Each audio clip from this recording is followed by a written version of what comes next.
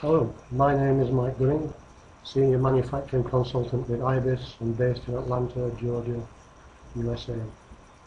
I joined IBIS in 2009 after working with AX USA and specializing with lean manufacturing ERP functionality developed by my former employers.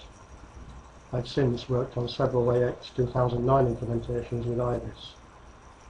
IBIS, founded in 1989, is headquartered in Norcross, Georgia, and is a Microsoft Gold certified partner specializing in complete enterprise business solutions. Today's presentation is a high-level look at the lean manufacturing functionality released by Microsoft with the latest version of AX 2012. The presentation is a combination of a few slides and a look at the software itself without spending too much time on detailed setting. Lean manufacturing functionality for Microsoft Dynamics was originally developed by AX UK Limited and first released by Microsoft for AX 2009. In its original form, it was an amalgamation of just about every lean implementation worked on by AX and unmodified by Microsoft. It was heavily parameter driven and very complex. The functionality included Kanbans for manufacturing, purchasing, pull to order, make to order, subcontracting, replenishment, and variants of each of those types, all requiring setup and maintenance. It also included lean order schedules and sales schedules, also requiring complex setup and maintenance. There was no integration with shop floor control, and this early version of lean manufacturing came with its own standalone menus.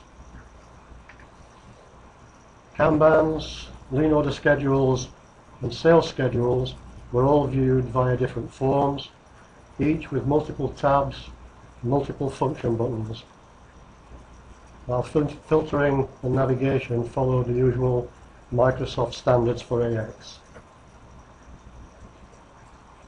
The parameters for each area were separate and complex, and as with most parameters, the combination selected was critical. Getting the wrong combination would prevent functionality from working. But all this has changed with the arrival of AX 2012. Lean manufacturing is now incorporated into production control, and as you can see from this slide, it's much simplified. Not only that, it's now integrated with master planning and shop floor control, or manufacturing execution as it's now called in AX 2012. And the structure is much simplified. It's now Kanban focused, and there are two types of Kanban, manufacturing and withdrawal. Withdrawal Kanbans used to be called replenishment Kanbans.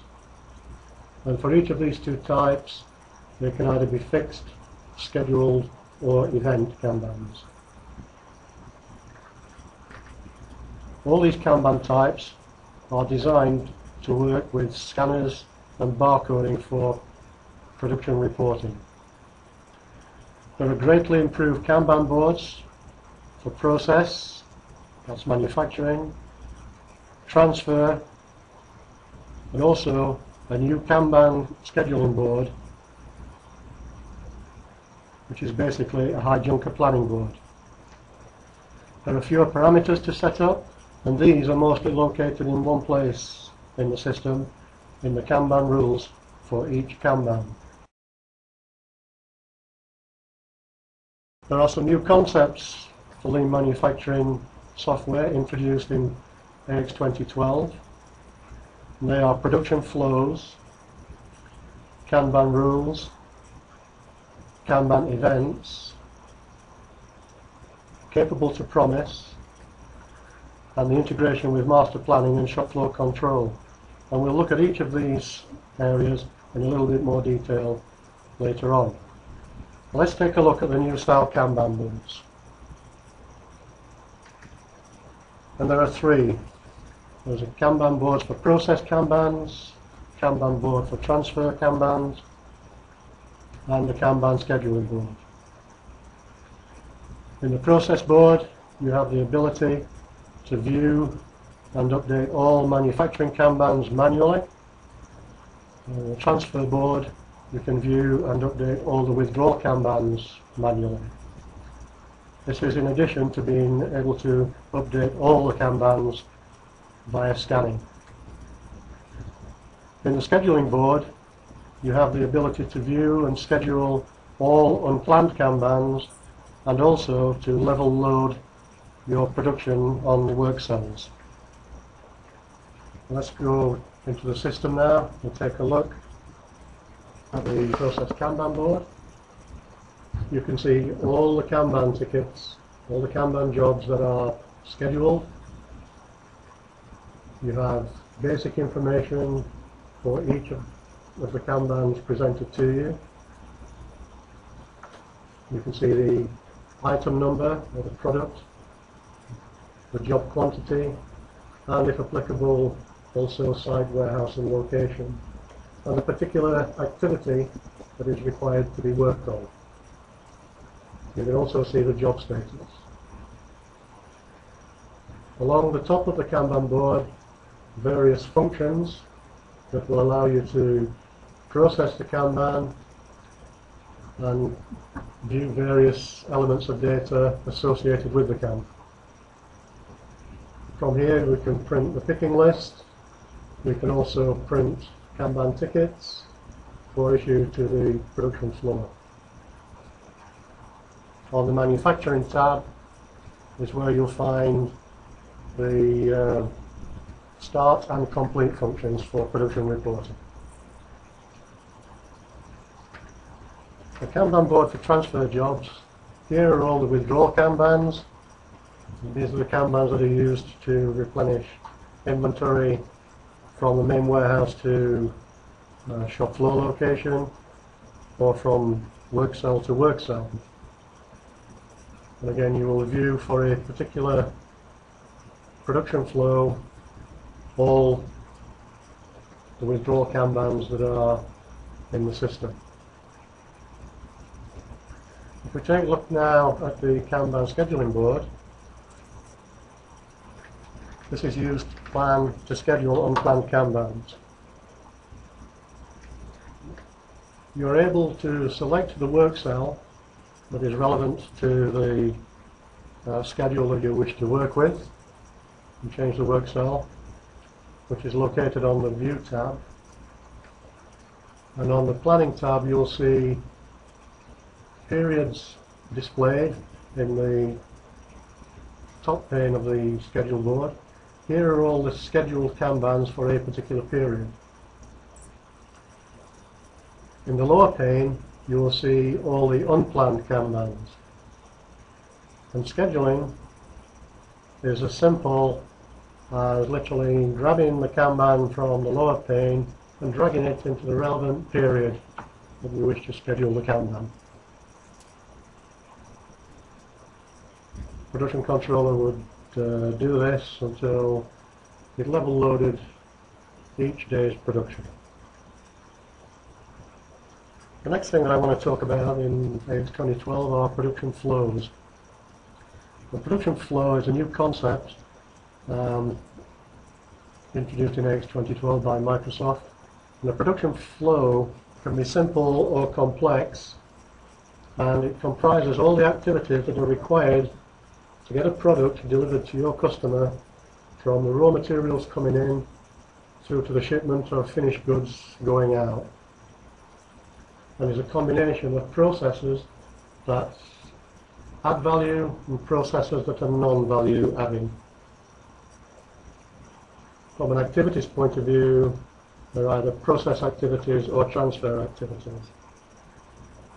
The production flow is linked to an operating unit within the system and is literally the system version of a lean value stream.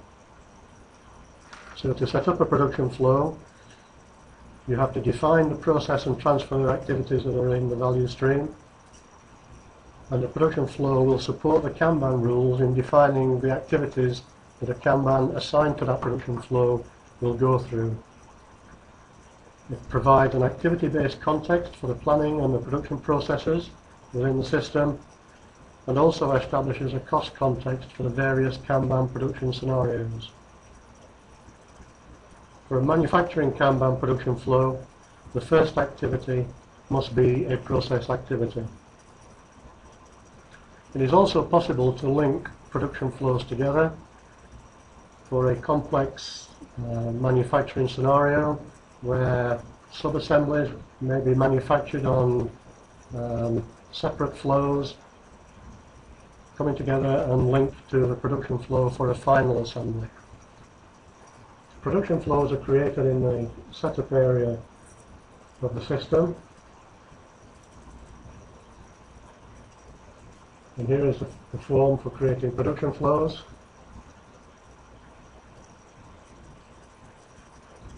The production flow is created by creating a new record and assigning it a name, and linking the production flow to a value stream. You can also link the production flow to a production group, depending on how you've defined you want to break out the costs for your production flow. It's also possible to assign financial dimensions to the production flow, and you can have multiple versions of each production flow. Now I can hear some of you traditional manufacturing types already saying all this is building up a route. It's actually quite true. This is a lean version of a route. So we can assign to our version units of measure that define the cycle time. We can specify an average cycle time, and the system will record actual cycle times. The detail of a production flow is built through the version fast tab in the lower right-hand side of the form, and by clicking on the details tab, this will open up a separate dialog box, and here you can assign effectivity dates to this production flow. You can define units of measure for the cycle and quantities of units for each production cycle. You can also define the takt time applicable to this production flow. Takt time can be defined either in days, hours, minutes, seconds, weeks, or whatever unit of measure, as long as it's time related, that you care to define. You can specify the average takt time, minimum and maximum takt times, and the system will record, depending on productivity, the actual takt time that is consumed. And once we've defined these parameters, we can then build the activities into our production flow. I click on the Activities tab, and it opens up another dialog box, and here you build the lean route. So we add a new plan activity, and there is a wizard in the system that will take us through this, and you will follow the steps through the wizard step by step until we build a route. Over on the right hand side of the pane, in the lower right hand side, you'll see a pane titled Predecessors. For our first activity, which in this production flow happens to be a transfer activity, you'll see there's no predecessor defined. However, to assign a predecessor, if you click the Add Predecessor button, then you will be expected to select the activity that is the predecessor for the activity you are defining. So if you take a look at the subsequent activities in the route, you'll see that each of these has a predecessor defined.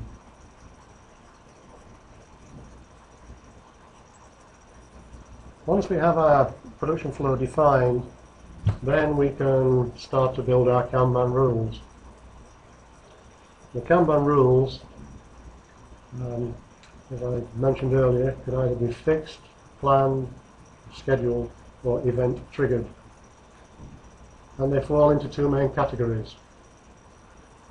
Manufacturing Kanban rules that are linked to a production flow and a resource or a work cell.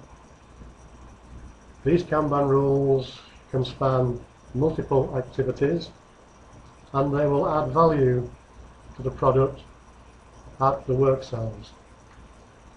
The withdrawal Kanbans are used for the transfer of inventory between warehouses and production locations.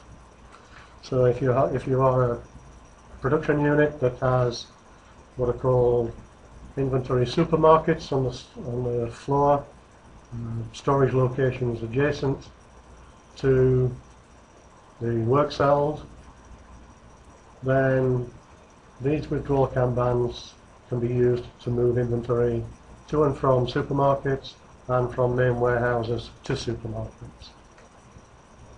And here's a brief slide that should give you an overview of the Kanban rules form. So let's now go into the system and take a look.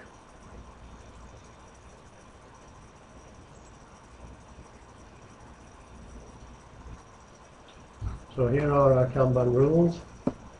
Now on the left hand side of the screen you'll see a list of all the Kanban rules that currently exist in this environment. Now on the right hand side are the details for the Kanban record, the Kanban rules record that is highlighted in the left hand pane. To create a Kanban rule, click the Kanban rule button, and it will create a new line in the left hand pane. And first thing that you need to do is define whether it is manufacturing or withdrawal.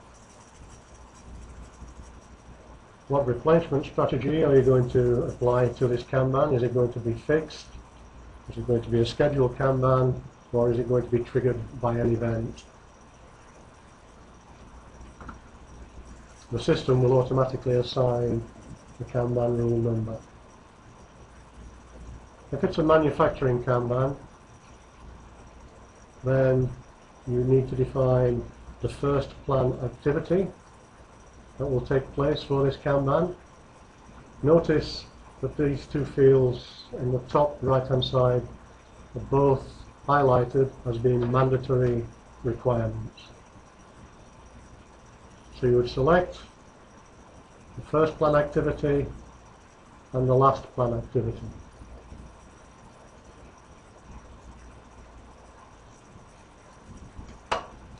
In the Details quick tab, you'll see that the only field highlighted as mandatory is the Products field.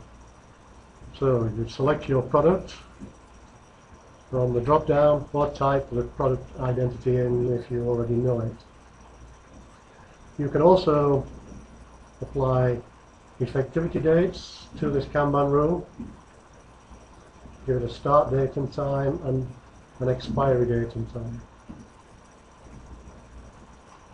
If the product that you are working with is using any of the product dimensions, you can specify here also the configuration, size and color that applies to this particular Kanban rule, and set up a lead time and a unit of measure that applies to the lead time for that Kanban.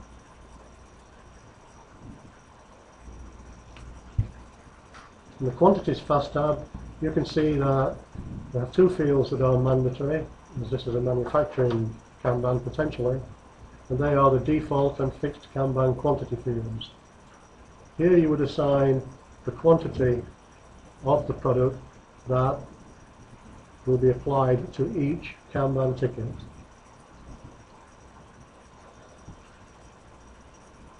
On the Kanban and Cards Fast tab, here you can define the card numbering sequence that you wish to use for the printed with the Kanban tickets, whether or not to use automatic printing or batch printing of Kanban tickets, and whether or not you wish to use picking lists with the Kanban tickets. and work instructions.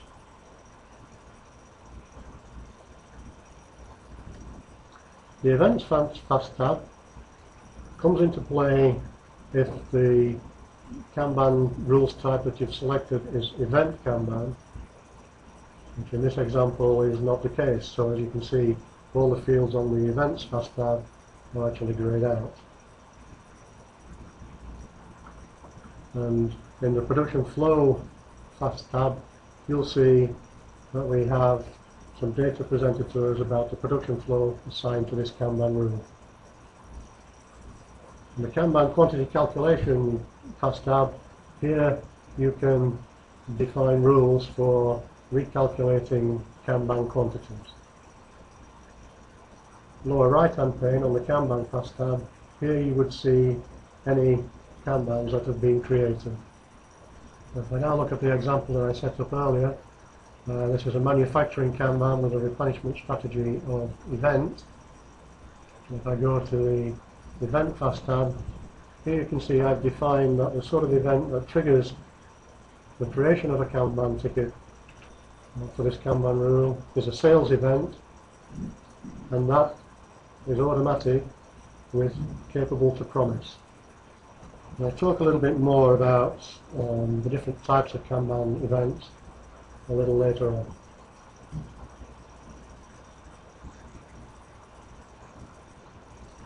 Kanban events are triggered by demand. Literally, they're make-to-order Kanbans.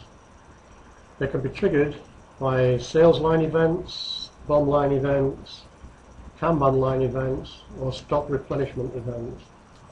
What that really means is that for a sales line event, it's triggered from a sales order line. Someone in customer service creates a sales order, enters a product on the sales line that is linked to a Kanban rule, then AX will automatically create a Kanban for that sales line. The Kanban quantity will be directly linked to the quantity that is entered in the sales line, and what it will do is it will generate a pull at the packaging work cell or the shipping cell. And depending on how you've defined the parameters around the Kanban rule,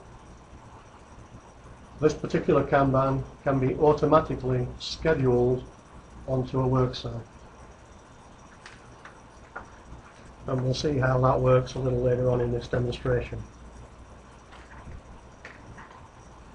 BOM line events are basically used for mixed mode manufacturing, where in our bill of materials we can have elements that are not under lean control, manufactured using standard production methods, standard production functionality within AX, and some components within our bill of material that are under lean control. In the case of those components, when the BOM line event is triggered, it will create a picking list which will pull the inventory from the warehouse or upstream processes to the correct work cell for manufacturing. The Kanban line event is very similar to a picking list and will pull Kanbans downstream to a downstream manufacturing process.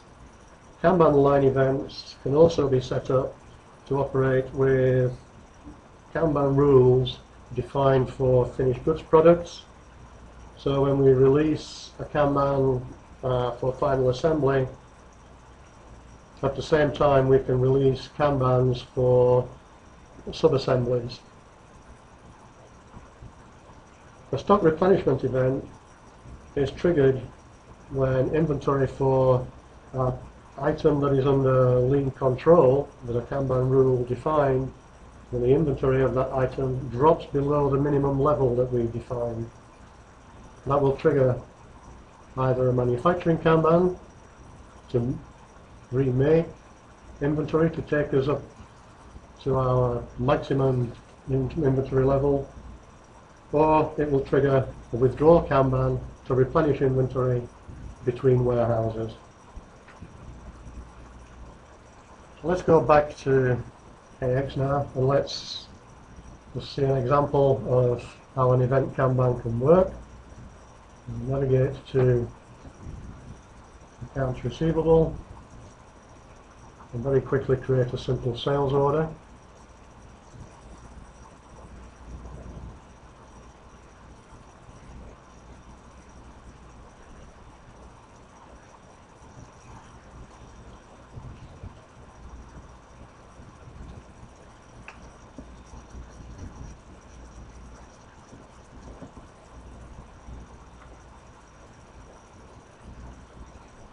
One thing you have to be very careful of when you're creating the sales order line is that you actually select the correct warehouse to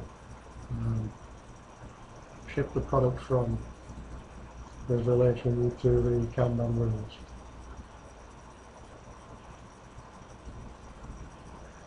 My sales order is now created.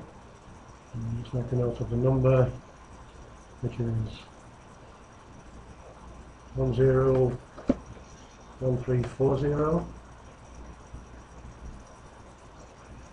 and go back to production control and take a look at our Kanban schedule board.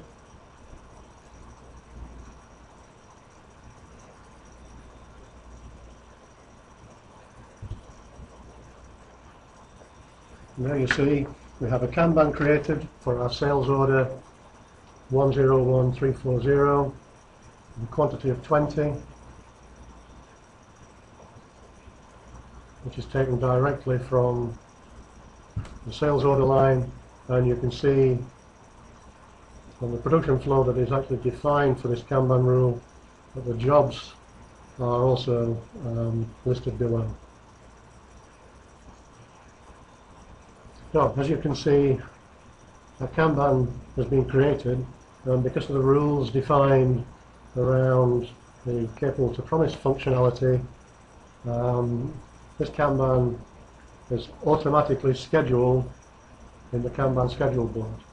And I can see this when it's been scheduled for, in this example, the 26th of October.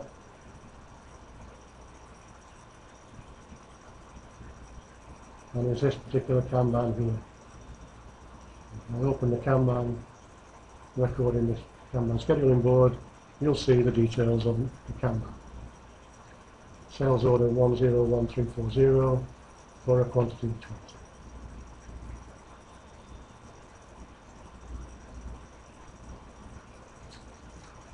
The next feature that I want to talk about in AX 2012 is capable to promise.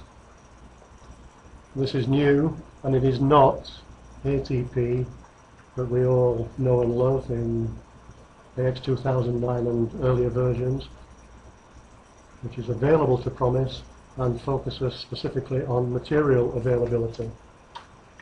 Capable to promise in AX 2012, Lean Manufacturing, is looking at product availability, resource availability, and the capability to produce that product at the time when the customer requires it. It's calculated at sales order entry, and depending on how you define the parameters, can automatically update the confirmed shipping date in the sales order. Automatic scheduling of an order using CTP depends on available capacity on the resources within the production unit, and can actually give you instant scheduling, as you saw in our previous example. From a manufacturing point of view, in some respects that's quite useful because scheduling is instantaneously, but from a production controller point of view could be seen as pretty scary, as here we are removing some extra transactions out of the system, totally lean, but we are giving customer service the ability effectively to schedule our production.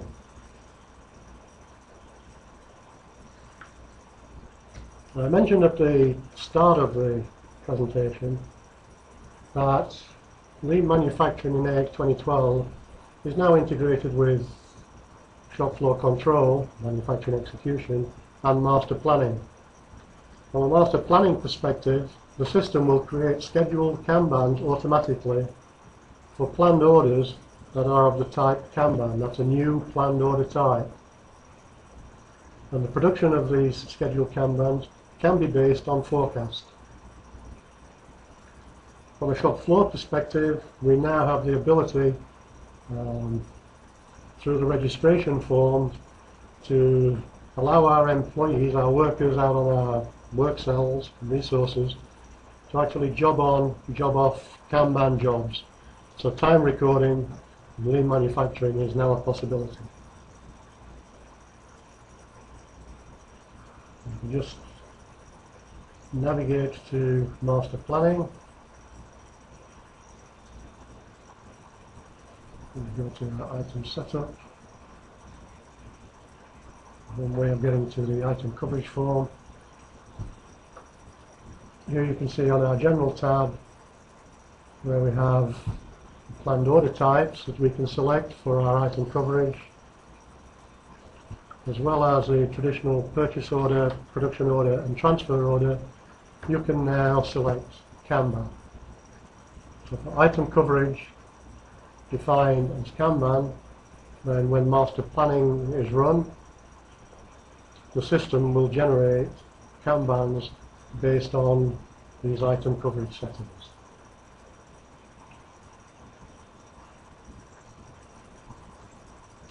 So in summary, you can see that in AX 2012 as compared to AX 2009, that lean manufacturing has a much simplified structure.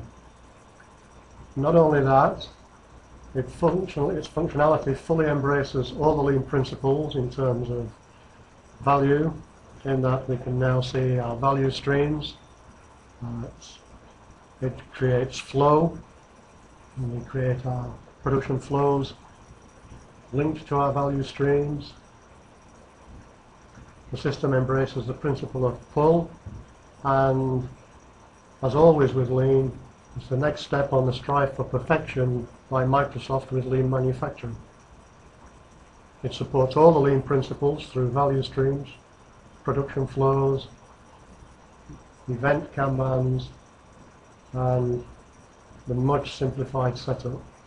And not only that, it will allow our clients a gradual transition from traditional manufacturing methods to lean manufacturing, and is fully integrated with master planning and shop floor control. So that's the end of my presentation. If you have any questions, please email us at info@ibis.com. That's info@ibis.com.